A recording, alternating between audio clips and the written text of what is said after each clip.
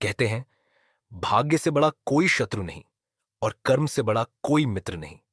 महाभारत का सबसे वीर, सबसे दुखद और सबसे गलत समझा गया योद्धा था सूर्यपुत्र कर्ण। बहुत समय पहले जब कुंती अभी अविवाहित थी, तब एक दिन आर्षि दुर्वासा उनके महल आए। पूरे प्रेम और सेवा से उनका स्वागत किया। उनकी भक्ति से प्रसन्न होकर तरुषि ने कहा, पुत्री, मैं तुझे एक वरदान देता हूं।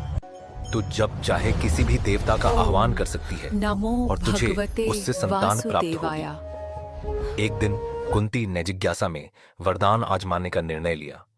उन्होंने आंखें बंद की और सूर्यदेव का स्मरण किया। हे सूर्यदेव, मेरे सामने प्रकट हो। अचानक आकाश में प्रकाश फैल गया। सूर्य का तेज चारों ओर छा गया और सूर्यदेव स्वयं कुंती के सामने प्रकट हुए। उन्होंने कहा, हे कुंती, तेरे आह्वान से मैं बंध गया हूं। अब तुझे एक दिव्य पुत्र प्राप्त होगा। मेरे तेज से उत्पन्न और उसी क्षण जन्म हुआ कर्ण का, जिसके शरीर पर जन्म से ही कवच और कुंडल थे जो उसे अजेय बनाते थे। लेकिन कुंती विवाहित नहीं थी। उस समय समाज बहुत कठोर था। लोग क्या कहेंगे, इस भय ने एक मां को तोड़ दिया। आंखों में आंसू लियो कुंती ने अपने नवजात बालक को एक टोकरी में रखा और गंगा के जल में बहा दिया। वो टोकरी बहते बहते हस्तिनापुर के किनारे पहुंची। वहां एक रथ चालक अधिरथ और उसकी पत्नी राधा को मिली। दोनों निःसंतान थे। जब उन्होंने उस शिशु को देखा तो उनके हृदय में प्रेम उमड़ पड़ा। अधिरथ ने कहा, यह बालक अब हमारा है। उस दिन से सूर्यपुत्र कर्ण बन गए। राधे सूतपुत्र कर्ण। समय बीता। कर्ण बड़ा हुआ। उसकी प्रतिभा देखने वाला हर कोई चकित रह जाता।